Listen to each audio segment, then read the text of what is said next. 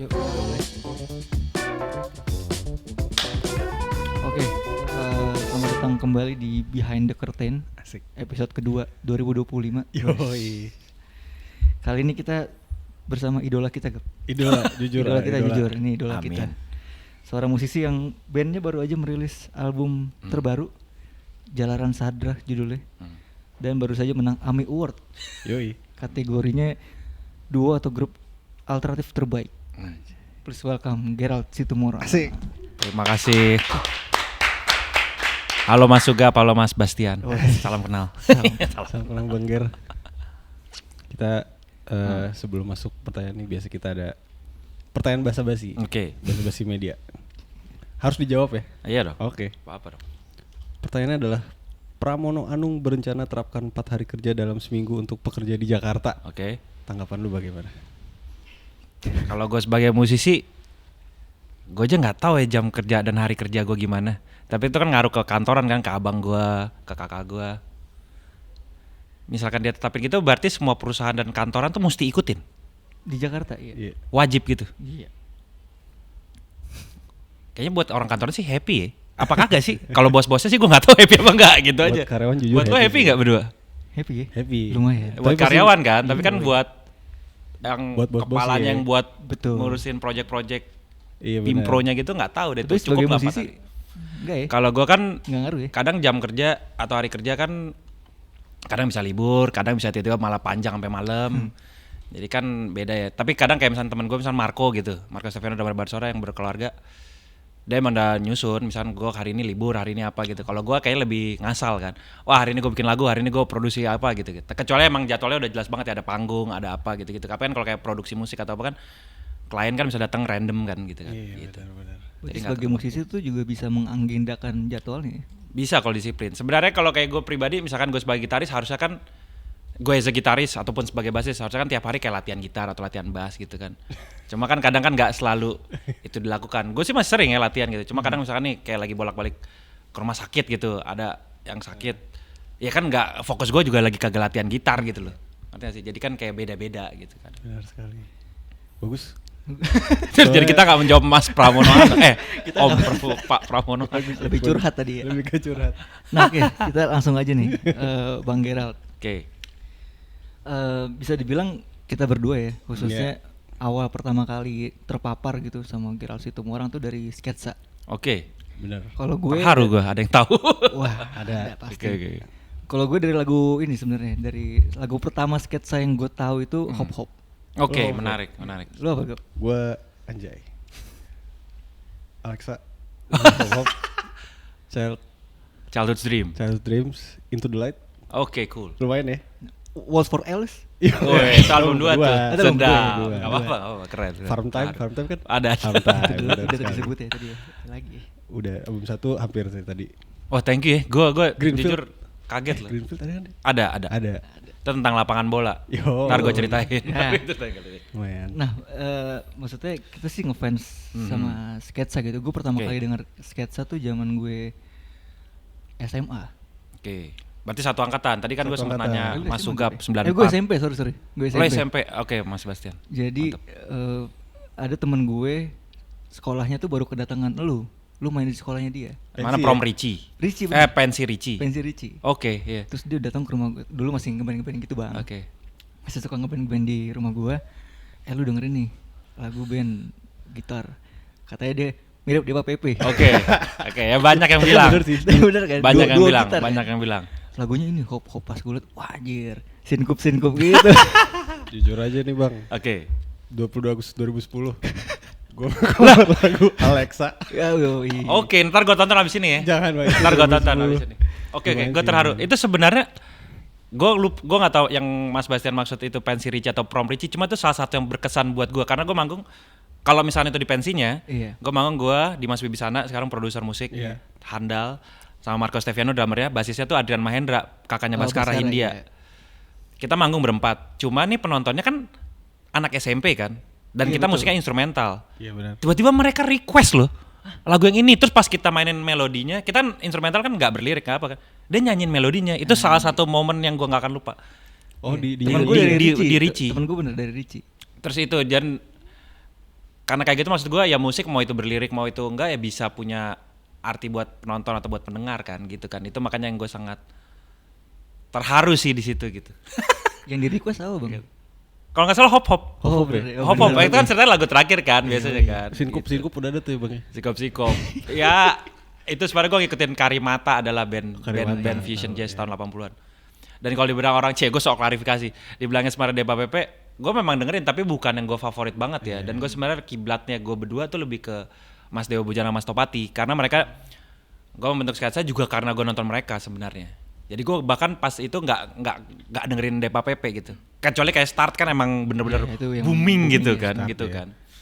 Cuma yang gue seneng karena kan sebenarnya kalau lo pernah nonton sketsa banyak improvisasi, banyak apa itu kan lebih kayak jazz kan. Kalau mungkin kayak Depa Pepe, gue juga pernah nonton.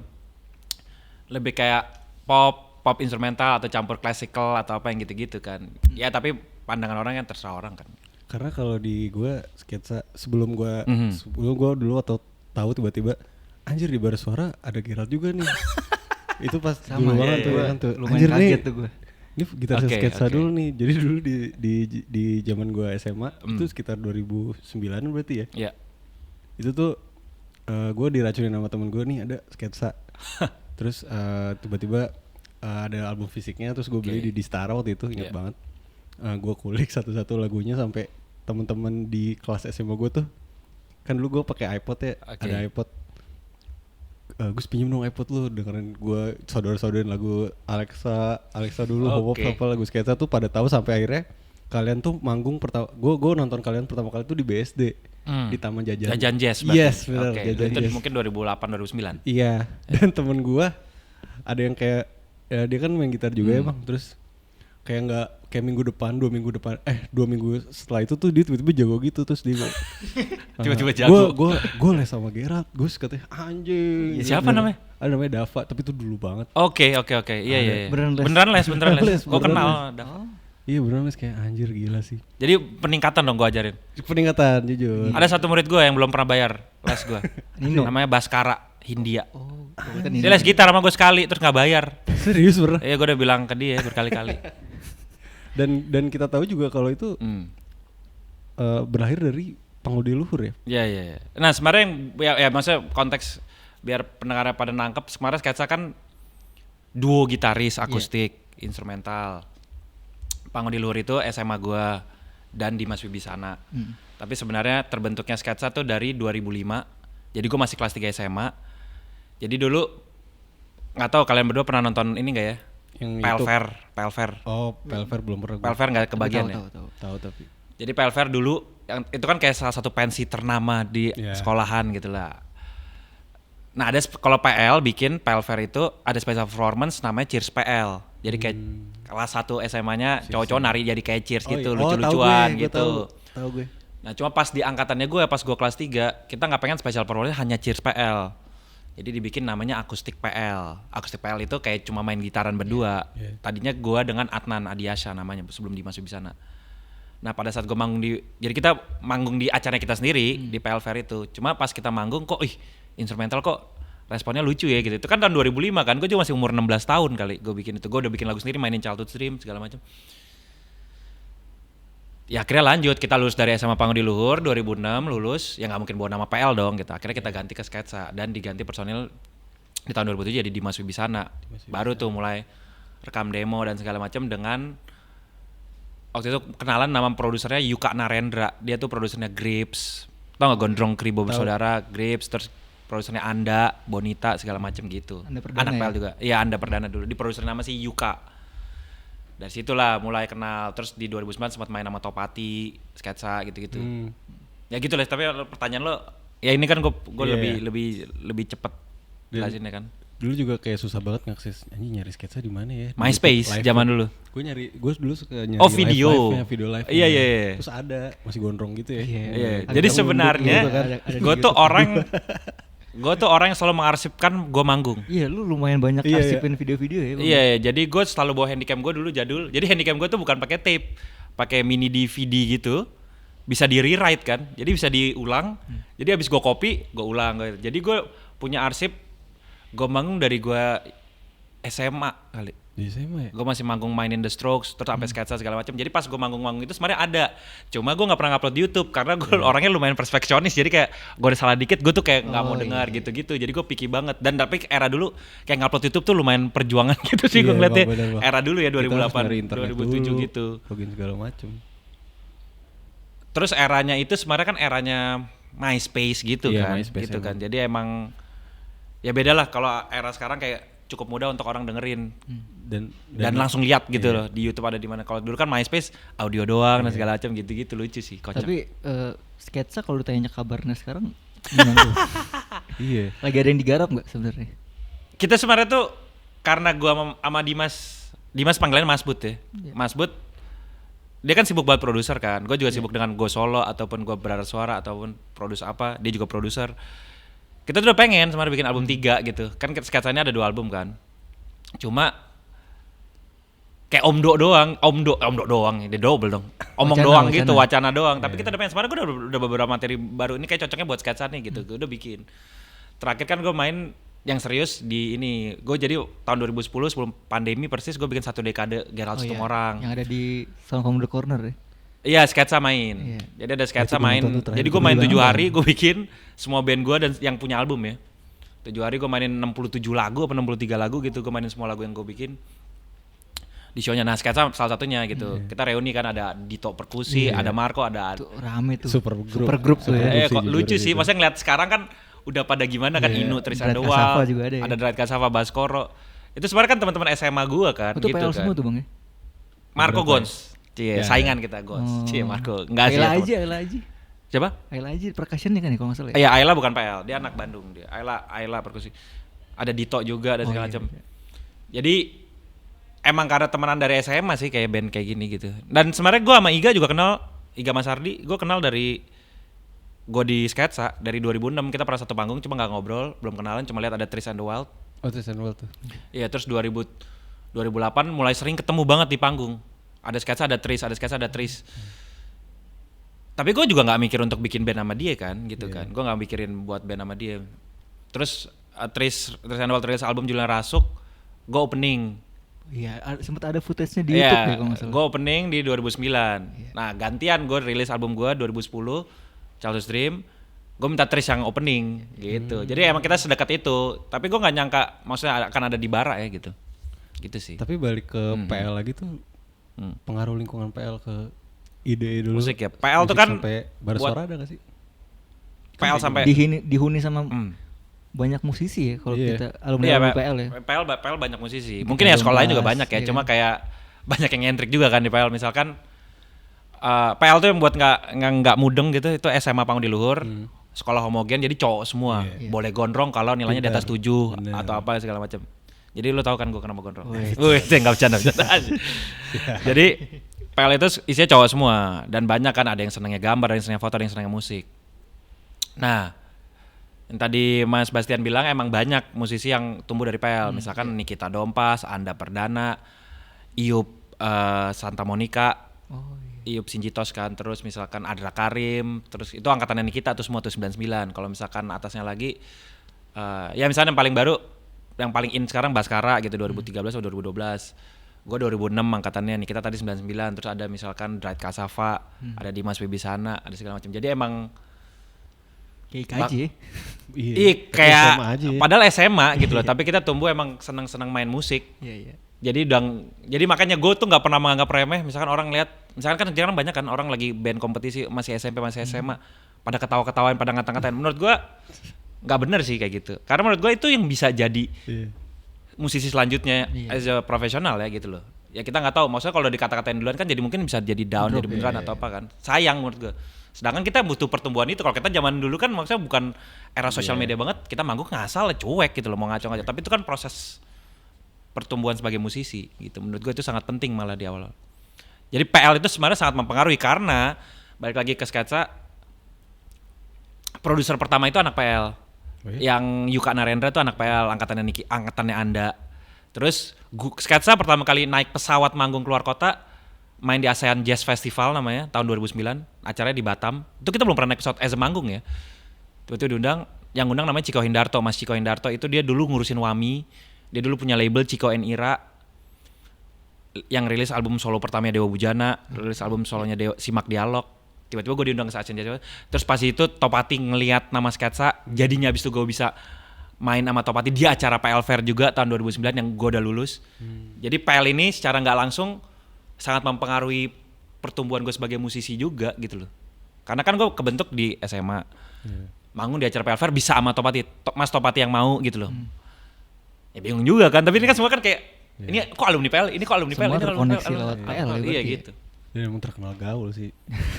Kayak gitu sih, maksudnya itu. Gue pernah juga di podcast Mas Bujana kan, Mas Dewa Bujana. Iya. Dia ngomongin juga kenapa sih PL bisa gitu-gitu kocak ya, maksudnya lucu.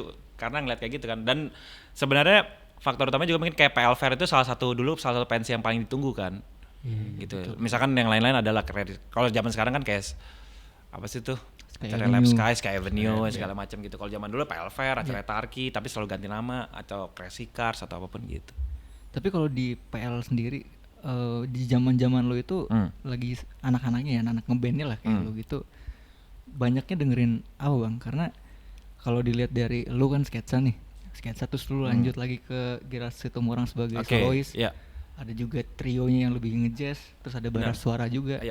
Tapi sebenarnya dari yang terpapar pertama kali di lu tuh apa sebenarnya? Kalau gue pribadi sebelum gue masuk PL, gue kan belajar gitar umur 13 tahun, jadi masih 3 SMP lah. Yang ngajarin gue sepupu gue pertama kali itu chord E minor, jenggreng. Itu dia nyontoin lagunya band Stain. Lu tau gak sih yang vokalisnya botak? Stain, S-T-A-I-N-D. Adalah band Stain segala macam. Cuma kalau eranya gue udah suka musik karena gue seneng anime dan main game kan, anime Jepang gitu. Gue seneng Rurouni Kenshin, terus misalkan Sensei atau apapun itu. Rurouni Kenshin soundtracknya itu Laruku gitu, L'Arc-en-Ciel gitu, Fourth Avenue Cafe segala macam. Jadi gue suka. Tapi gue belum belajar musik ya, seneng lagu Pokemon, seneng lagu apa. Tapi itu kan ngaruh ya, kayak gitu-gitu ya. Terus di era gue kan mulai tumbuh ada Linkin Park, ada System of a Down dan Blink-182. Gue mulai ngulik-ngulik ngasal, gue ngeliat ceritanya ada gitaris paling jagonya nih di angkatan gue SMP. Gue nyontek dia, gue gak tahu chordnya itu apaan. Jadi jalannya gitu, anjir dia bisa kayak gini. Gue ngikutin gitu loh. Nah cuma kalau pas gue udah di SMA, itu kan ibarat kayak We The Fest-nya dulu, paling ini kita festival Java Jazz Festival. Jadi tidak bisa dipungkiri gue kena ke situ, karena gue cuma iseng doang diajakin buat nonton.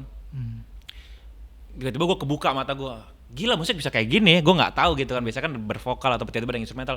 Di situ gue nonton Trisum, Mas Dewa Bujana, Mas Bontot, Mas Topati, sama Balawan. Pas itu anjir bisa kayak gini gitu loh. Gue jadi senang beneran jazz gitu. Akhirnya gue ngulik jazz Indonesia. Gue nonton Simak Dialog, gue tiba-tiba beli CD Karimata dan segala macam. Yang tadi gue bilang sinkopnya gue nyontek dari Karimata, gue denger lagu judulnya Take Off to Padang. Gue tahu semua yang gue contek, misalnya Greenfield tuh lagu. Masa gue inspired by Mas Topati, misalnya Greenfield tuh lagunya dia yang layang-layang gitu loh. Jadi ada inspirasi, gue mulai dengerin jazz gitu. Nah, cuma ya ada banyak band-band juga yang didengerin, kayak misalnya The Used, atau misalnya era gue ada Toe, atau band Toe, band Jepang Toe. Kayak misalnya Inu tuh, drummernya Sketsa, drummernya Santa Monica, drummernya Tris. Kan kadang antara Hertino Pamungkas atau Marco Steviano kan, kalau Inu dengerin Jaga Jazzis. Jadi udah nyentrik, dia dengerin udah si Guros zaman dulu, udah dengerin ya itu Toe atau apapun itu, Tokyo Jihen atau apapun itu kan musiknya campur-campur lah, ada yang suka emo, ada yang suka rock, ada yang suka alternatif aneh-aneh. Dan kalau di PL Fair itu yang diundang juga kadang yang nyentrik-nyentrik bandnya. Itu jadi sangat mempengaruhi pertumbuhan musik gue pribadi juga ya, dan termasuk teman-teman kita. Kalau lu terpapar sama Pat Metheny, secara lu banyak dibilang mirip kayak Pat Metheny ya cara mainnya ya. Itu kan jazz kan sebenarnya. Oke. Iya, Pat Metheny itu gitaris jazz, salah satu yang paling terkenal lah dan paling topnya.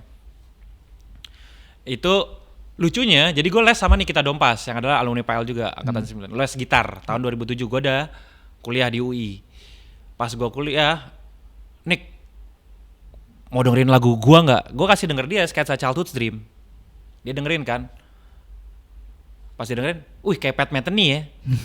Tapi pada saat itu gue belum dengerin Pat Metheny. Percaya nggak? Iya. Tapi setelah gue telaah, ya itu kan gue inspired by misalnya Mas Topati, Mas Bujana. Mas Topati dengerin Pat Metheny. Gitu loh. Nah terus lucu, gue pas Nikita ngomong gitu, ini Pat Metheny ya. Jadi gue les gitar pertama sama guru gitar pertama gue sebelum Nikita, namanya Armstrong Ritoy, Bang Acong.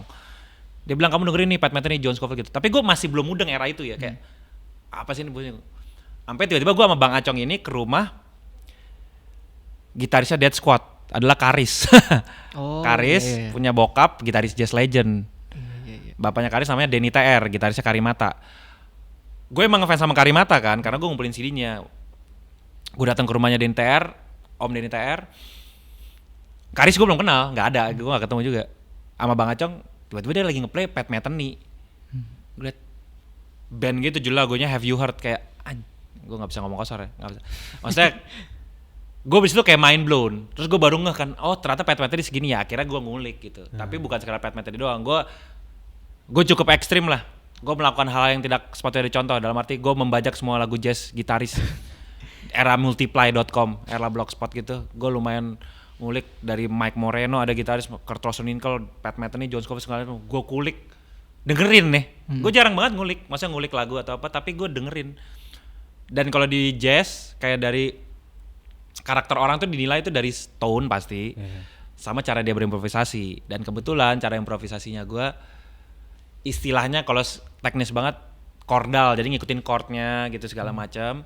Pat Metheny juga seperti itu, jadi mungkin ada kemiripan situ kan. Tapi kan dari segi touch, segi komposisi gue juga terinspire by dia segala macam. Tapi kan untungnya gue nggak cuma dengerin dia gitu loh. Jadinya semoga nggak jadi kayak tanda petik palsuannya dia doang atau males juga kan. Cloningan gitu ya. Loh. Iya cloningan kan, kita pengennya jadi diri sendiri juga gitu lah. Gue panjangan, kalau kepanjangan ngomong nggak apa-apa. Santai. Gak apa-apa. Lo mau nanya yang ini? Udah kan tadi. Udah ya? Oke nih, lanjut lagi nih. Bawahnya gue. Sikat masuk. Nah, ini juga nih kalau gue lihat di YouTube Bang Gesit ya. Bang Gesit tuh pasti sering ada di lounge mostly jazz. Red RW White Lounge. Lounge. RW Oke. Lounge, benar banget. Pada masanya ya. Pada Ya, masanya. ya. Itu feel-nya gimana sih? Oke. Dulu sama sekarang udah gak ada ya? Udah Nggak di ada, Jakarta tapi nggak Mas ada ya. Indra Lesmana yang bikin mostly jazz namanya di Bali. Itu sebenarnya kan nama acaranya Red White Lounge dulu mostly jazz, tapi dia bikin di Bali jam session. Pas udah gak ada tuh ada rasa kehilangan gak sih? Iya banget.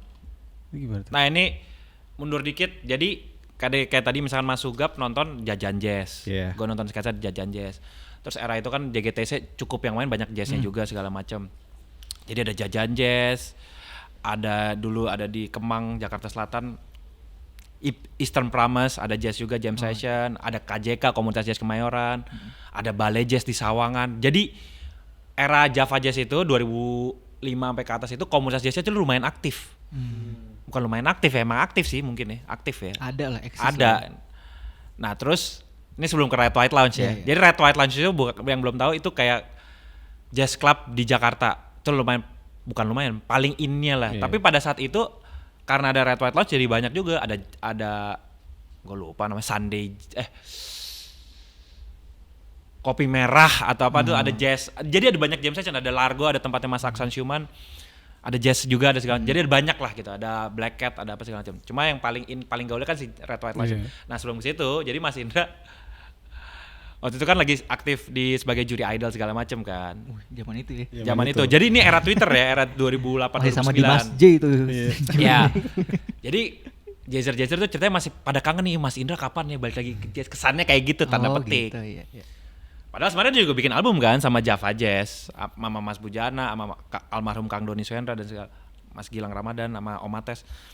Bikin album juga gitu loh tahun 2009 sampai 2010 tuh. Nah, sebelumnya Eastern Promise tadi yang gue bilang di Kemang, itu kan ada jam session. Tiba-tiba Mas Indra nge-tweet nih, jebret. Gue akan datang jam session. Itu ke Eastern Promise malam ini.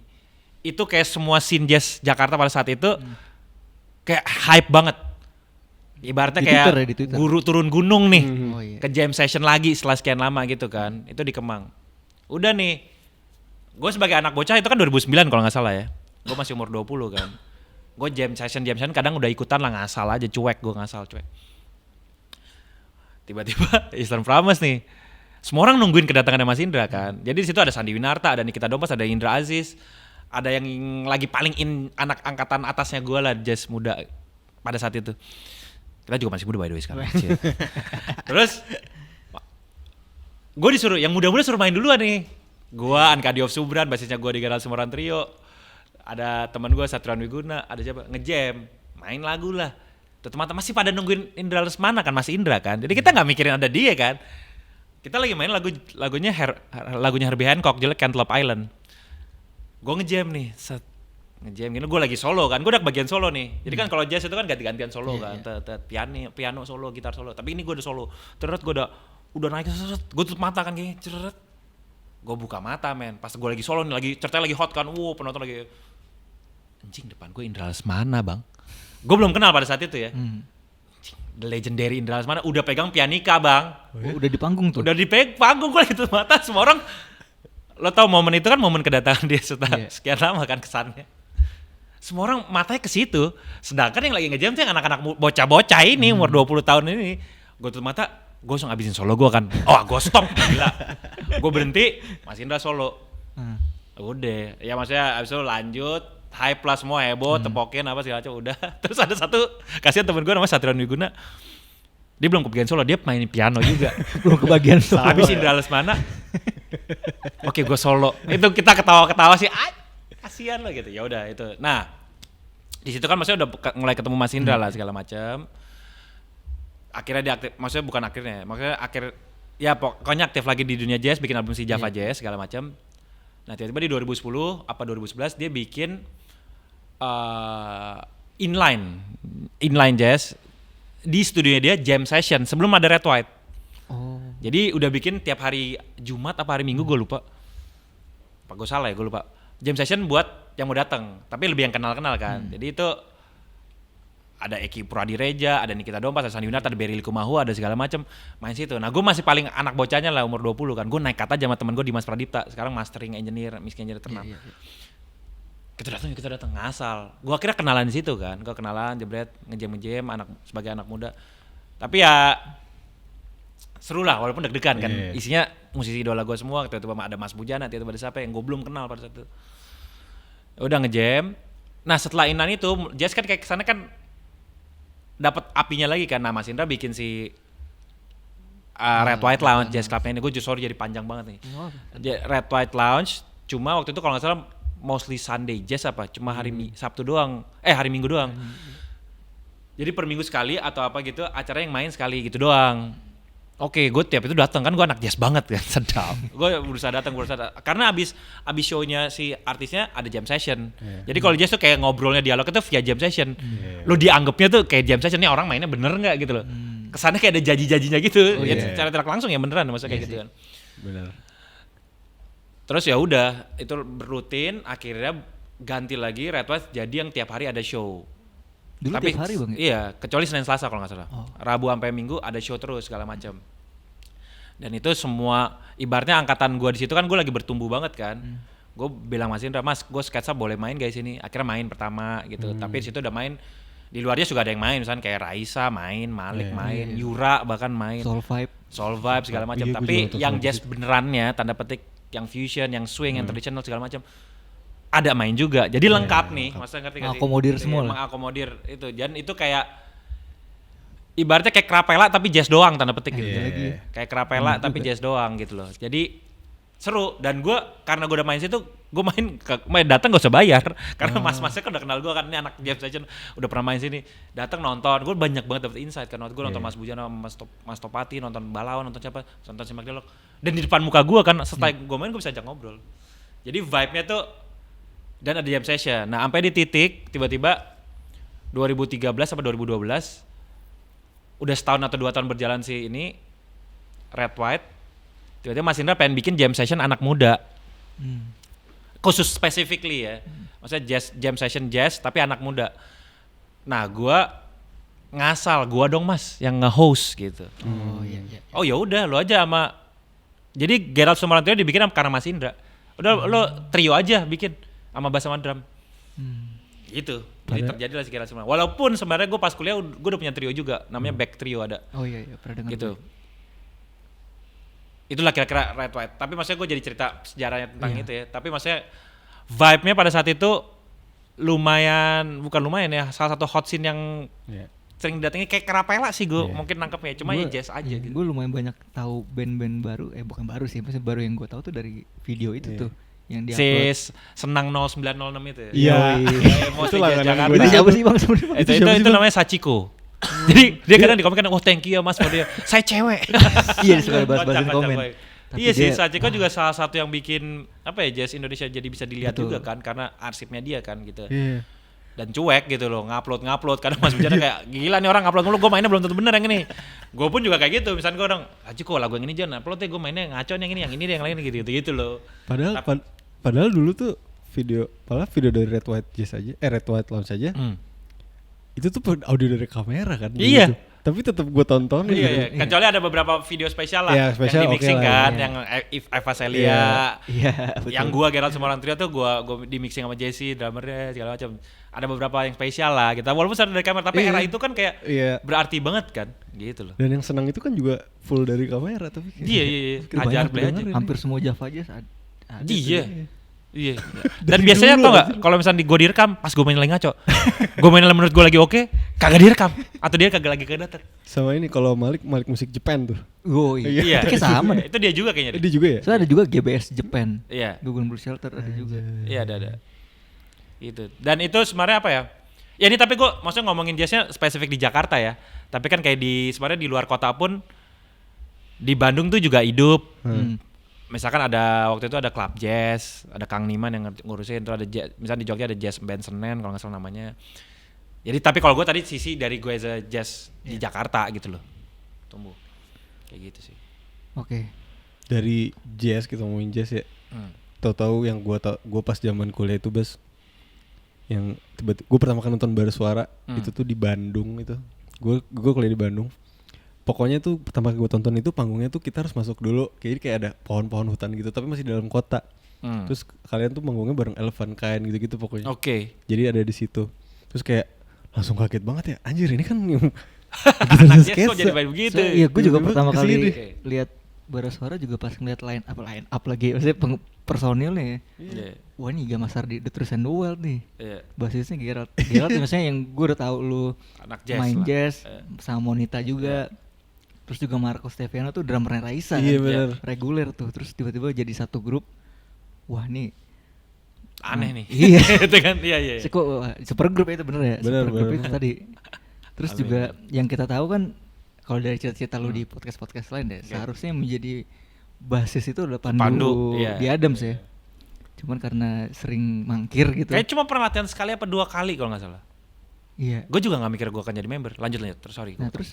Nah ini kan banyak nih berlima ya. Berenam bareng. Berenam ya sorry. Kalau ke Marco kan lu udah pernah main bareng sama Sketsa juga ya. Mas Iga juga udah sering sepanggung. Cuma kalau dengan personil lain itu lu ketemunya gimana tuh? Personal lu ketemu kenal mereka kayak Mbak Putih, Mbak Icil. Nah ternyata Icil tuh doyan sketsa. Kalau Icil ya, ini di luar bara ya. Tapi akhirnya gue udah ketahu kan karena dia akhirnya gue ngeband juga kan. Putih katanya pernah dikenalin gue pas launchingnya di sketsa, cuma gue kadang lupa. Gue nggak tahu tuh bener apa enggak gitu. Kalau Iga kan gue emang udah bersinggungan situ. Kalau TJ sebenarnya gue pertama kali ketemu, kalau Marco ya gue 2007 itu ngeband bareng 2007 sorry. Si TJ, gue sama Marco dulu sama Dimas Wibisana bikin acara di kafenya dulu. Nyokapnya Marco ada kafe di Kemang, Kafe Niwayan namanya. Terus kita kayak tiap bulan apa tiap minggu gue lupa bikin recharge nama acaranya. Salah satu band yang main bandnya TJ. Efeknya dia segede gini kita ngangkatin gila. Tapi gue belum kenal TJ. Gila nih gitaris. TJ Kayak berat banget anjir. Kita itu akhirnya kenal, ternyata dia di bara juga kan gitu. Tapi nah kalau di bara sebenarnya ibaratnya kayak Marco sama gue kan temenan dari lama tuh. Iya. Dari 2007. TJ sama Iga sebenarnya udah kenal lama. Geng Bekasi. Dari 2000-an awal bahkan kalau nggak salah ya. Putih sama Icil satu SMA dan mereka kayak sahabatan dari SMA gitu. Jadi kayak dua. Habis itu combine tuh. Gitu sih sebenarnya kayak gitu di bara. Nah sebenarnya kalau di bara dari 2012 bahkan kita latihan bareng. Jadi sebenarnya kan orang mungkin nonton kan kayak lo misalnya di 2015 kali mungkin atau di 2014. Tapi sebenarnya kita udah ngumpul di 2012, udah kayak nyicil lagu, udah kayak latihan segala macam. Akhirnya kita maksudnya bikin video di Sounds from the Corner mungkin yang bikin hype-nya tuh kan, yang hitam putih segala macam. Sebelumnya Efek Rumah Kaca. Ada yang hitam putih tuh. Ada yang hitam putih dan segala macam. Itu lumayan heboh tuh pas itu rilis. Iya benar. Ya, betul. Kayak kalau nggak salah Mas David Bayu juga komen tuh, drummernya seru atau apa gitu. Pokoknya lumayan heboh lah pada saat itu, era itu ya. Kayak viral pada zamannya. Tapi kan viral sekarang kan lebih gila ya dampak dan efeknya. Ya kayak gitu sih. Sebenarnya kita udah ketemu dari gua sama Iga udah ketemu dari lama atau apa gitu. Tapi kan juga nggak tahu akan ngeband bareng gitu kan. Kalau gue pribadi karena jadi si Marco kemarin cerita, oh gue pengen bikin band sama Iga. Gue kan tahu bunyinya Marco, gue kebayang bunyinya Iga kan. Wah cocok lo bikin apa band rock, sikat bang gitu. Lo mau dengerin nggak lagunya? Dia bilang gitu. Terus gue bilang, kagak, gue mau dengernya pas jadi. Gue bilang, biar seru dong. Gue masih as a pendengar kan. Best surprise lah ya. Iya. Tiba-tiba gue jadi basisnya. Gitu. Jadi sebenarnya karena gue jadi basis karena Pandu kalau nggak salah lagi sibuk atau apa, latihan tuh nggak pernah bangun, telat mulu atau apa segala macam. Gue orangnya kan dekat banget rumahnya Marco dan gampang culik. Oh Ige, udahlah temenin lah latihan sekali gitu doang, latihan bass. Latihan pertamanya gue tuh di rumahnya Tika. Jadi Iga sebenarnya pas Tika cabut, ini Kartika Yahya ya, Tika yang dari situ numpang situ. Gue pinjam bassnya sama Susan Agiwinta. Jadi Iga kan dia keluar dari Tris, abis itu dia masuk Solvibe keluar juga kan. Dan gue masih sering ngobrol sama dia kan. Terus dia sempet ngobrol-ngobrol sama gue berdua dong, nggak ngomongin bara ya kayak gimana sih ya di musik gini-gini diskusi segala macam. Gue nggak expect akan ngeband juga sama dia. Itu sebelum gue latihan pertama sama si Bara. Tapi setelah gue ketemu sama Iga berduaan doang di studio Tika juga ngobrol-ngobrol panjang itu berduaan doang. 2012. Ternyata berapa minggu kemudian atau seminggu kemudian gue diajakin ke latihannya si Bara yang pertama. Gue main bass. Lagunya yang pertama gue latihan tuh Nyala Suara judulnya. Ya gue kan bukan basis ya, gue kagak ngerti. Tapi kan karena gue main gitar mungkin ngerti. Ya sama lah. Tapi kan approach main bass dan main gitar kan hal yang berbeda. Nah itu juga jadi pertanyaan juga tuh. Iya gitu. Lu gimana ini? Berarti emang mungkin karena lu gitaris akhirnya nggak mengubah sih, tetap dengan style bermain kayak ala gitar ya. Kan banyak yang bilang, bang lu kenapa gak jadi gitaris ya, kenapa ini? Karena menurut gue kalau gue di gitaris di bara, walaupun gue sekarang banyak ngisi gitar juga di bara ya, pakai sound-soundnya Iga tapi gue yang main atau apapun itu, atau soundnya TJ atau apapun. Karena kan emang gue kalau sebagai gitaris bukan gitaris rock kan, atau gitaris alternatif deh gitu loh. Ya kalau gitaris jazz ya pede gue ngomong, emang gue nguliknya itu kan latihan ini kayak gitu. Tapi kalau kayak di bass hal yang berbeda kan. Tapi kebetulan kan gue seneng dengerin kan kayak Laruko atau band-band Jepang yang bassnya kayak melodius dan segala macam. Sedangkan kalau gue di jazz improvisasi, gue juga bisa improvisasi di senar yang atas doang yang bass dan gue ngikutin chord segala macam gitu. Jadi pada saat kayak gitu gue kayak ngerasa main kayak gitu loh. Kayak improvisasi di bass tapi kayak improvisasi di gitar tapi dijadiin di bass gitu loh. Walaupun scale-nya panjangnya beda, senarnya beda dan gue pakai pick. Walaupun sebenarnya kalau lebih detail lagi, kalau di rekaman gue detail banget. Dalam arti gue kadang pakai jempol, tergantung tone yang dibutuhkan. Tapi kalau di manggung, di live, gue ajar semua pakai pick aja gitu loh. Berarti, tapi ya perubahan approach itu kan butuh proses. Gue bisa pede gue basis nih mungkin pas album Pikiran Perjalanan kali. Gue baru ngerasa kayak oke nih gue kayaknya bisa lah main bass gitu loh. Gue baru ngerasa gitu. Tapi lucunya kan gue kan banyak teman dekat gue basis kan. Maksudnya gue kenal baik Beryl Kumawa, Anka Diof, Rishanda Singhi atau era dulu Mono Alexa segala macam. Mereka tuh pada support gue main bass bang. Gitu loh. Terutama Anka atau Mono ya atau apa gitu. Karena apa lu tuh? main nggak tahu karena pas denger line bass gue atau bunyinya gue beda tuh ya. Iya kayak nah ini gini aja udah gitu.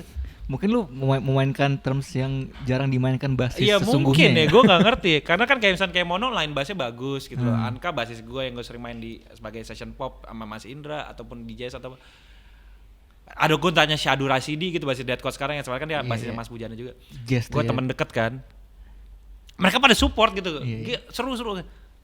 Lah basis udah approve ya aman lah gue ngerasa kayak gitu kan. Sampai di titik akhirnya ya gue sempat produce Isyana, gue sempat produce almarhum Bung Glenn, ya gue yang main bass. Itu pertama kali tuh gue masa take bass buat orang luar di luar bara suara gitu ya. Tapi kalau untuk pernah juga akhirnya diajakin teman baik gue Tommy Pratomo main saxophone, sama Enrico drummer waktu itu main reguler atau di mana di GI atau apa, gue main bass. Tapi sekali doang, gue masa bukan bass yang seperti itu kan, karena main bass gue kan rada beda gitu. Ya gitu sih, lucu maksudnya. Ternyata bisa ya, walaupun emang as a profesional emang mesti latihan juga, gitu. Tapi akhirnya gue menemukan caranya gue lah untuk main. Gue nggak tahu, misalkan bang lo terlalu gitar atau gue nggak tahu. Tapi yang penting konteksnya untuk di band gue, selama personilnya lain pada doyan isian bass gue ya udah gitu loh. Padahal dulu juga kita ngobrolin soal album pertama yang Typhoon itu. Pas kalian juga manggung, kalian juga beberapa kali ke Jatinangor tuh gue inget banget Jatinangor. Gue nontonin. Kan kalian datang dengan berkostum ya. Gue sebut itu berkostum. Sampai kayak gue mikir anjing nih sampai kapan ya? Bang Masa Gesit kayak gini dengan mulu sweater sampai- merahnya itu. Iya, kan. iya, iya. Sampai album ke Itu sebenarnya karena taruhan doang. Udah pernah dengar belum? Udah, Coba. udah. Kayak gitu lah. Terus akhirnya gue waktu itu juga dengerin lagi kan album Typhoon. Terus kayak gue juga sebenarnya nggak terlalu pendengar yang Detail. rock banget, Oke. yang distorsi banget. Tapi kok nih lagunya dengan chord-chord kayak gini tuh gampang masuk di telinga ya. Nah yang gue mau tanyain kan, kan sekarang Barasuara udah 3 album ya. Dari kalian kalau ngedengerin di album Typhoon lagi tuh sekarang kayak gimana sih? Kan banyak yang bilang, oh album Typhoon nih yang paling ini, album Typhoon apa. Tapi secara produksi menurut gue pribadi ya, karena gue yang dalamnya, kita sih selalu berproses ya, berprogres. Menurut gue sih meningkat dari segi sound yang kita mau, karakter bandnya dan segala macam. Nggak tahu pendengar suka apa enggak ya. Misalkan dari Typhoon, kepikiran ke Jalanan Sadra. Kalau misalnya ditanya album favorit lo Bara sekarang, ya gue pasti Jalanan Sadra kalau. Tapi mungkin pada saat gue pas ngerjain pikiran, gue bilang pasti pikiran, bukan Typhoon gitu. Karena sebenarnya kayak tapi ada yang gue suka, kayak misalnya di album Typhoon, misalnya sound production as a audionya kayak bahasa menurut gue tuh oke tuh gitu. Tapi ada beberapa lagu kayak aduh kok terlalu gimana ya. Tapi ternyata pendengar kan dulu. Bahkan dulu kan sebenarnya sempat heboh, wah kok gue lebih suka Sound From The Corner-nya ya daripada albumnya gitu. Oh iya, ada yang kayak gitu. Karena sebenarnya orang udah pada kebiasa aja kan gitu kan. Jadi misalkan kita tiba-tiba bikin album yang kayak Pikiran Perjalanan ataupun kayak si Jalanan Sadra, itu kan hal yang berbeda lagi gitu loh. Kalau pertanyaan pada saat dengerin lagi sih, ya lucu ya, menarik ya. Maksudnya tetap ada yang bisa diambil. Misalkan kayak contoh, zaman dulu tuh sebenarnya albumnya Typhoon kebanyakan pattern drum tuh ide tuh dari Iga gitu. Jadi banyak yang aneh-aneh yang mungkin drummer tuh bukan kebayang juga. Agak rumit sih ya. Agak rumit. Atau misalnya kadang ada isian gitar Iga yang aneh-aneh atau apa gitu. Pas di Pikiran Perjalanan itu tuh kayak rada berkurang. Isian-isian gitar anehnya Iga atau apa. Karena mungkin porsinya Mas Iga cukup dominan ya di Kalau album Typhoon kan emang dia penulisnya semuanya dia semua kan. ya, Di Typhoon albumnya dia. Ya gue kasih input cuma tanda petik sebagai aransemen aja gitu kan pas kita latihan atau apa. Karena gue pada saat itu kan gue nggak mikir akan serius-serius gimana juga kan gitu kan. Cuma pada saat di album kedua ya gue udah mulai terlibat sebagai penulis lagu juga. Yang kayak Guna Manusia ataupun Tirai Cahaya ataupun apa. Pas album ketiga lebih banyak lagi nih yang terlibat lagi kan penulisan lagu. Adapun lirik kan kayak Icil segala macam. Jadi itu kan berproses kan. Dan Iga untuk menerima input lagu ide dari gue aja juga mungkin butuh proses juga kan. Dia mungkin kebiasa aduh harusnya lagu gue doang atau mungkin itu belum bisa tanya ke dia langsung kayak gitu kan. Ataupun di album ketiga tiba-tiba ada lagunya Putih lah dengan hitam biru. Lagu gue Terbuang Dalam Waktu yang Tiada Manis. Tadi Terbuang Dalam Waktu hampir nggak mau dipakai di albumnya. Karena menurut Iga aduh terlalu manis atau terlalu pop gitu. Oh iya. Si Putih yang belain. Kayak Putih bilang Kisru enggak kita malah internal ada ya. mesti coba nih gitu. Ini gue bukan masuk drama ya. Tapi karena itu kan kayak hal baru kan, itu kan pasti kan butuh ini. Tapi bukannya kayak langsung ditolak juga, karena kalau baru tuh selalu dicoba. Ya udah kita cobain dulu deh gitu. Tapi kan butuh proses kan, itu kan beberapa kali Terbuang Dalam Waktu diganti aransemennya sampai nemu yang kayak gitu. Ataupun begitupun juga dengan lagu lainnya kayak gitu. Berarti kalau di Barasuara album Typhoon ya, itu ketika lo bergabung sebagai member, itu udah hampir semuanya udah jadi semua. Enggak. Oh belum juga. Dari nol. Jadi kayak nyala suara kita bisa latihan itu 2 bulan kali atau 3 bulan per minggu sekali gitu, cuma nyala suara doang. Tiba-tiba part ini baru atau apa. Misalkan kayak Api Lentera, misalkan pas lagi latihan gua sama Marco ngide patternnya dut itu gua sama Marco tuh ngetes aja, kita coba main overcom gini. Gantung-gantung tuh ya. Iya gantung-gantung Itu gitu. parah banget tuh. Parah tuh ya. Kan gua emang seneng main di up gitu, kayak di up gitu kan. Jadi gua cobain aja sama Marco kayak gitu. Up and down. Iya. Iya maksudnya gue jadi kayak di Typhoon sebenarnya kita aransemen bareng banget itu gitu. Jadi kayak emang bener-bener kayak per lagu bisa 2 bulan atau 3 bulan sampai 2 tahun setelahnya yang tadi gue bilang latihan dari 2012 sampai 2014 baru kita berani manggung kan. Kita baru ngerasa oh lagunya aransemennya udah oke nih atau apa segala macam gitu. Kalau di album terbaru ini kan Jalanan Sadra. Gue sih ngeliatnya banyak hal-hal baru yang diterapkan sama Barasuara kayak kalau gue nggak salah nih ya bang ya tolong. Apa bahkan dari perspektif dari orang luar. Nah betul. Ini tuh udah mulai di manage sendiri juga Oke. sebagai sebuah label sendiri gitu ya. Oke. Terus juga apa namanya ada melibatkan choir dari Praha. Orkestra Dari Praha. Ya. Terus juga ada Mas Erwin Gutawa juga Ya. terlibat di dalam. Nah lu akhirnya bisa melibatkan Mas Erwin Gutawa dan sampai dengan orkes di Praha. Terus kalau nggak salah mixing atau mastering yang di luar negeri juga ya Bang? Mastering di luar negeri itu gimana? Mas Erwin kita tahu dulu deh gimana cara ngajaknya mereka. Nah sebelum ke Mas Erwin tadi kan Mas Bastian kan ngomong apa tuh di manage sendiri segala macam. Sebenarnya kita pun dari album 1 album 2 kita kan ada label waktu itu Junior Records, ada Darlin Records. Kalau secara artistik musik mah mereka sama sekali nggak ngatur.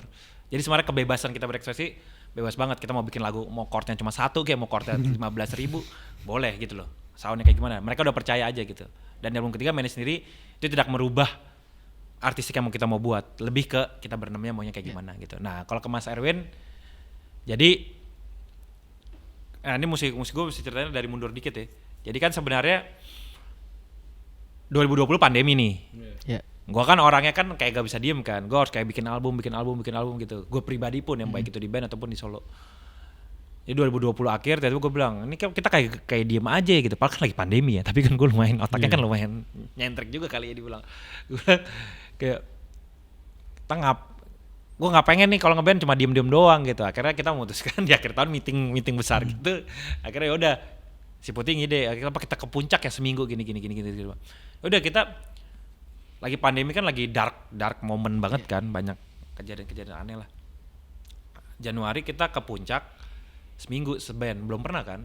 Akhirnya kita jadi lebih dekat satu sama lain juga. Outing tuh bagaimana? Workshop aja sebenarnya. Jadi udah kita siapin alat kita, tim produksi kita udah naruh, ada gitar, ada bass, ada apa segala macam, tinggal rekam, tinggal apa gitu loh. Nyobain lagu.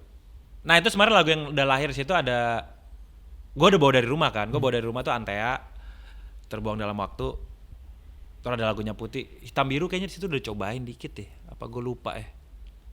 Kayaknya udah. Dulu kayak FIFA, karena gue bikin riff kayak lagunya FIFA. Nenone, kita dianggap judulnya FIFA dulu awalnya. Ya pokoknya ada beberapa lagu kan. Salah satunya sih Terbuang Dalam Waktu. Nah, kita pulang dari puncak itu workshop, gue ngiseng aja Terbuang Dalam Waktu gue bikin orkestranya ala-ala gitu, pakai gue sendiri kerjain kan. Oh ini cocok nih pakai orkestra gini-gini. Udah kan. Tapi nggak terjadi apa-apa juga. Sampai di titik kita workshop lagi nih di kantornya Bara. Setelah pulang dari puncak tadi, mungkin di Februari sampai Mei kan kita workshop, masih nyobain lagu-lagu yang dari puncak. Tapi makin lama kan kayak anjir, ini diapain lagi lagunya gitu, nggak bingung segala macam. Ini lagi pada bingung, gue kerjain lagu, gue bikin aja melodi verse sama chorusnya si Merayakan Fana.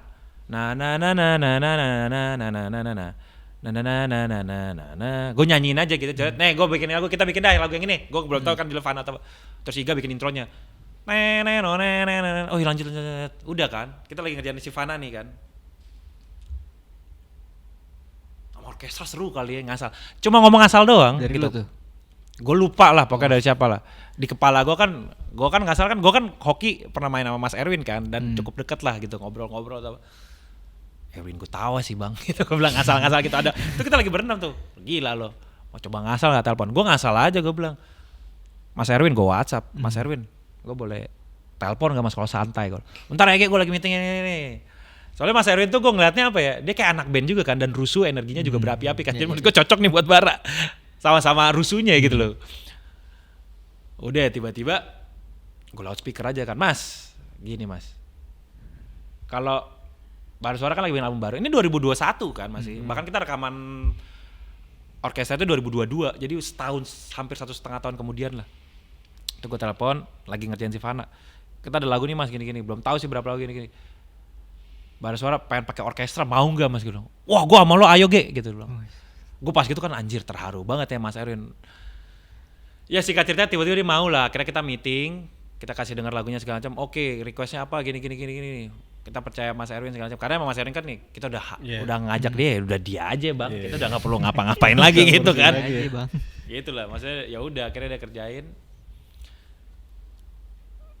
Pokoknya intinya dia mau kan, kita udah deal segala macam, jadwalinnya maksudnya jadwalin orkestranya apa segala macam, timnya Mas Erwin yang ngurusin segala macam.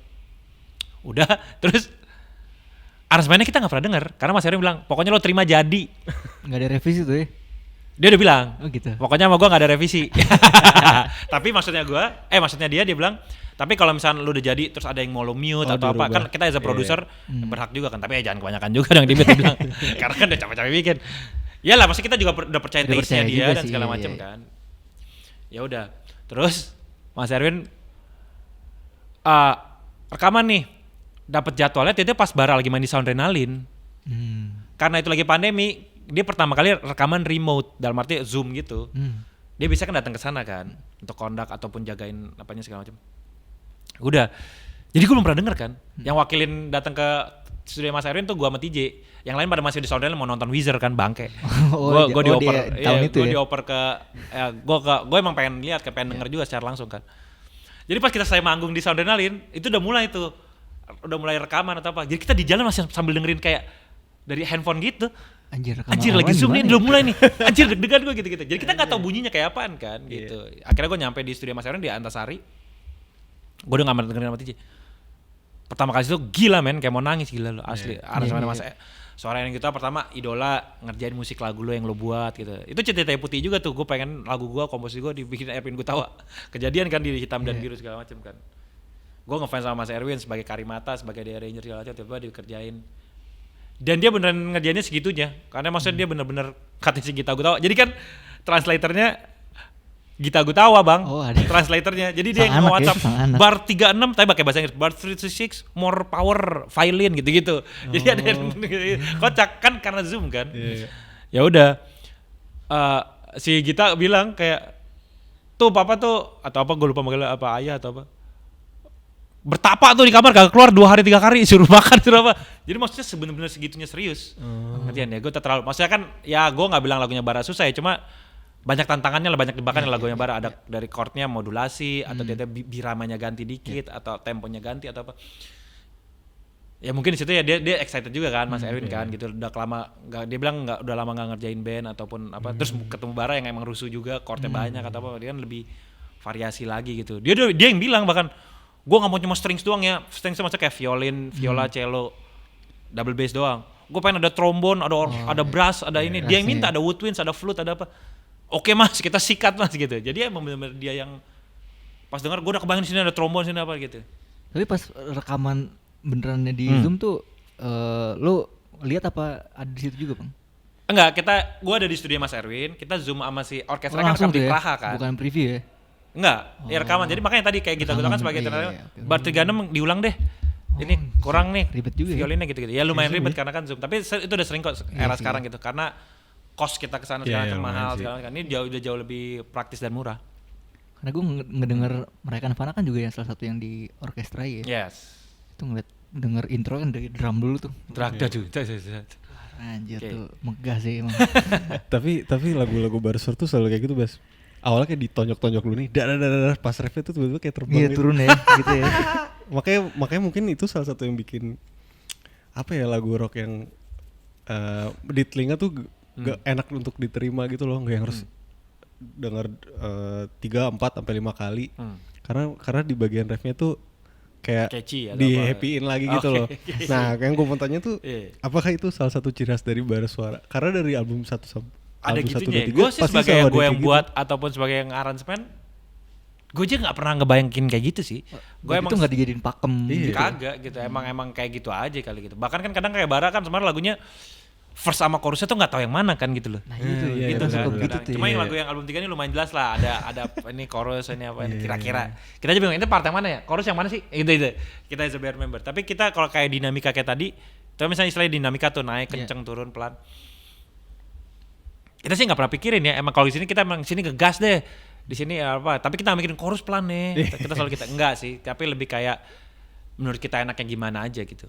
Karena kayak di album pertama yang abang lepaskan rantai yang belum. Api Lantera aja kan ada yang kita kan pulang itu. Oh iya. Udah awal di buk-buk terus tapi jadi yang belakang jadi mayor. Nah, di album yang ketiga ini juga ada gitunya menurut. Ada kayak gitunya juga beberapa. Menarik. Ini kayaknya ciri khas Bara Suara nih. Oke. Kan maksud gue kan soalnya kan kayak ciri khas atau karakter kan mungkin yang bisa denger kan pendengar atau orang luar kan. Kalau kita yang bilang karakter kita nih lu rocknya aneh banget kan kayak gitu ya maksud gue kan. Agak aneh juga sih. Jadi mungkin yang bisa menilai itu malah butuh orang luar kan. Tapi lu gak ada rumus, bukan jadi rumus itu ya. Malah kita kagak ada rumus sih gitu loh. Kita malah kagak ada karena makin sini malah lagunya menurut gue makin nyentrik chordnya kemana-mana pindah aja gitu kan. Kita kan makanya tadi kan kayak Bagan kita nggak ada yang ngulang, nggak ada yang apa gitu. Cuma di album ini kita berusaha kayak sebenarnya nggak berusaha juga ya, emang udah jadinya begitu aja ya. Karena kita untuk urusan form itu Bagan lumayan emang ngutak-atiknya berkali-kali gitu. Kayak Terbang Dalam Waktu tuh misalkan chorusnya sebenarnya harusnya 2 kali yang awal juga. Kira anjir gue cut kali kelamaan gitu-gitu. Tapi itu kan kayak proses emang workshop aja kan, tumble sulam atau apa, cut atau apa. Udah gitu gue dengerin di Apple Music Bara Suara ada di album kedua ya. Ada bio-nya, ada description-nya gitu Bang. Di tulisannya genrenya tuh genre-nya introspective rock. Anjay. Itu sih Apple Music yang tulis kayaknya. Tapi dari kalian ada kayak gitu enggak? Kagak ada lah, kita aja kan ya? kayak Di kategori Apple Music. Iya, itu kayaknya mereka yang bikin bionya. Kalau kayak di Spotify itu emang kita ditulisin kan. Kalau enggak salah Hasif deh yang nulis bio. Tapi kalau kayak yang mendeskripsikan di Apple Music kayaknya dari Apple Musicnya deh. Oke. Kira-kira tuh genre yang ditulis sama Bara Suara gitu ya. Kagak lah. Rock, Gue paling geli. Gue aja maksudnya gue bilang gue gitaris jazz atau apa, gue juga sebenarnya nggak pengen gue bilang kayak gitu karena gue juga nggak tahu kan sebenarnya. Ini baru kita denger juga tuh ya, introspective rock. Introspektif. Apa sih introspektif? Ya itulah. Introspektif rock. Lah, belibet gue. Lanjut Lanjut deh. Mungkin ini udah menuju ke pertanyaan-pertanyaan akhir. Cuman gue ada pertanyaan kepo juga sih. Boleh dong. Di album pertama kan ada lagu yang gue lupa, mengunci ingatan ya atau apa ya? Yang ada sorry Bang, yang ada Dua Bapak Kami itu judulnya Agia. Gue suka kebalik tuh. Yang mengidekan ada itu part itu siapa Bang? Si Iga. Oh Iga. Tapi Iga nanya, itu Dua Bapak Kami bisa nggak dipakai lirik? Kayaknya bisa dah. Bertiga orang Al-Azhar Bisa aja sih kayaknya, cobain aja coba. Al-Azhar. Ya dia kan masa dia lirisis kan. Oh iya. Kalau di album 1 kan emang dia semua tuh lirik. Karena tuh ikonik sih. Lumayan kayak anjir ada yang menjadikan ini sebagai lirik, respect gitu. Respect ya. Sebenarnya kan kayak worship gitu kan ya sering lah mungkin ada lagunya atau apa gitu-gitu kan. Cuma kan kayak untuk tiba-tiba yang bukan band worship yang dia pakai kayak gitu kan lumayan hal yang unik kali atau aneh kan gitu. Maksudnya nggak lazim aja gitu. Terus di album kedua juga ada Masa Mesias. Itu juga itu mengarah ke sana nggak sih Bang apa? Enggak, itu lebih kayak adu domba aja sih. Adu domba. Lebih kayak adu domba. Kayaknya ya. Gue kayak lirik aja gue juga kadang karena gue hafal semua lirik lagu lu nggak? Yang di Bara Suara? Enggak juga. Enggak, kecuali lagu-lagu yang baru mungkin masih inget lah. Karena gue tuh sebagai pendengar musik, lirik tuh paling belakang. Oh iya, gue prioritasnya gue melodi dulu dan chord ya gitu. Tuh, ya benar-benar. Sebagai penikmat gue juga begitu. Gitu. Kecuali misalnya liriknya emang norak banget atau geli banget, atau misalnya dikata-katain garam dan madu, menurut gue oke aja. Iya. Karena menarik kan dari segi ritme dan melodi. Asik kayak gitu ya. Sebenarnya. Gue asik-asik aja. Gue nggak memerhatikan lirik kan gitu. Iya, Coba liriknya ada yang norak. Ini pertanyaan terakhir juga nih, Bang. Bang Gesit. Apa yang bakal digarap Gerald Situmorang nih sebagai solois ya? Maupun sketsa ataupun Bara Suara juga di tahun ini. Tahun ini. Yang mungkin bakalan kita bisa nikmati di 2025 ya. Oke, kalau Bara Suara sih mungkin tetap pengen kayak kita kan kemarin bikin konser Jalanan Sadra tuh di Bandung sama di Jogja. Ntar pengen ada di kota-kota lain juga. Tapi emang mungkin per 2 bulan, per 3 bulan gitu sekali. Jadi kita nggak emang bikin tour langsung seminggu kelar gitu loh. Kita emang pengen panjangin aja gitu. Kalau Bara mungkin itu. Kalau untuk lagu baru atau album baru di Bara, gue belum bisa ngomong ya. Sebenarnya udah ada lagu yang kita pernah rekam juga kok, yang belum masuk di album Jalanan Sadra. Nah coba kalau gue as a soloist, kalau sekarang sih nggak ada project ya, belum ada rencana gimana. Belum ya. Kalau gue sebagai soloist, gue harusnya mau rilis album nih tahun ini, awal tahun banget. Cuma ini masih cover belum jadi, masih mixing mastering segala macam. Tadi gue pengen gila di Januari Februari, cuma mungkin dipospon sampai setelah puasa kali gitu. Album jazz itu formatnya berlima, pianisnya Sri Anuraga, tapi atas nama gue solo ya. Oh bukan featuring lagi ya? Bukan. Atas nama kan kalau itu kan Gerald dan Sri Anuraga gitu. Betul. Album duet, album duo.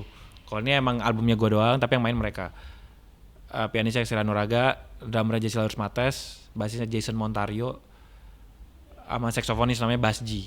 Nah ini gue kayak, kalau album yang ini gue ngerasa gue pengen bikin album jazz yang cukup ringan lah, tapi menurut gue ya, gue nggak tahu menurut pendengar itu, aduh chordnya kok banyak atau apa, cukup ringan dan cukup santai untuk dimainin di panggung. Dan kan ada saksofon, gue tuh lumayan picky banget sama saksofon lah, karena menurut gue kadang tone-nya tuh kalau nggak kena gue bisa geli gitu loh. Tapi ini karena si Bas G yang main, dia bisa modern, dia bisa rada smooth jazz, bisa apa, dia ngerti cara mainnya.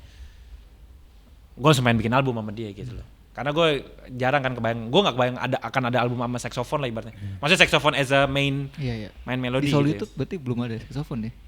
Solitude kan solo gitar. Oh iya, berarti nggak ada elemen saksofon sama sekali di situ. Nggak ada, karena kan solo gitar. Tapi gue bikin tour sama Tommy Pratomo teman gue tuh, Solitour namanya. Dia mainin lagunya dia mainin itu sempat ada collab atau apa. Nggak apa-apa, maksudnya main sama saksofon. Tapi untuk as in rekaman di album, gue lumayan picky aja gitu loh. Kayak gitu sih. Oke. Ya next itu sih album jazz. Gue pengen juga aktifin di jazz. Kalau sebenarnya gue banyak sih. Maksudnya gue udah bikin pas yang gue rekaman album yang berlima ini tadi, yang sama saxophone. Besokannya tuh gue udah rekam album kedua juga. Tapi itu masih dirahasiain lah player-playernya dan segala macam. Tapi ada juga komposisi yang pengen gue rekam di album sama orkestra kali atau sama strings atau sama apa gitu. Cuma belum gue eksekusi, gue pengen yang main jazz yang santai ini dulu. Santai menurut dia kali ya. Santai. Semoga Mas Sugap dan Mas Bastian doyan. Wah, kita penikmat sih. Yeah. Penikmat dong, penikmat please. Oke, kalau gitu. Semoga nanti semoga gue ngarep sketsa ada ini lagi sih. Kita sebenarnya Maple lagi sering bikin event musik, Bang. Oke. Semoga sketsa bisa main sih, mantep sih. Itu solo atau itu? Kabarin aja. Apa ya aja. lu mau solo kayak lu mau sketsa juga kita sikat ya. Selama biaya dan waktunya deal mah. Siap, aman aja. Showcase intimate gitu. Oke, cool. Sama Gusti tadi lu ketemu Gusti kan ya? Iya, Gusti Wiu kan. Gusti Wiu. Dia juga pernah main situ sama kita. Di sini mainnya. Pindah-pindah. Kemarin terakhir tuh kita bikin sama Bung Berry. Berry Likumawa, Mas Ber. Di Studio Live. Oke, cool. Semoga bisa ya. Siapa tahu dong. Kabar-kabarin aja. Oke. Kalau gitu terima kasih banyak. Thank you ya. Bang Gesit. Kalau ngomongnya gue kepanjangan, sorry ya. Aman aja Bang. Aman. Oke, kalau gitu terima kasih yang sudah mendengar sampai habis ya. Ya, sampai ketemu lagi. Ini ada closing yang biasanya suka dipakai sama sketsa. Sampai jumpa Ciluk. Yoi, sampai jumpa Ciluk. Sampai sekarang masih gue kalau itu solois. Oke, bye. Terima kasih semua. Thank you.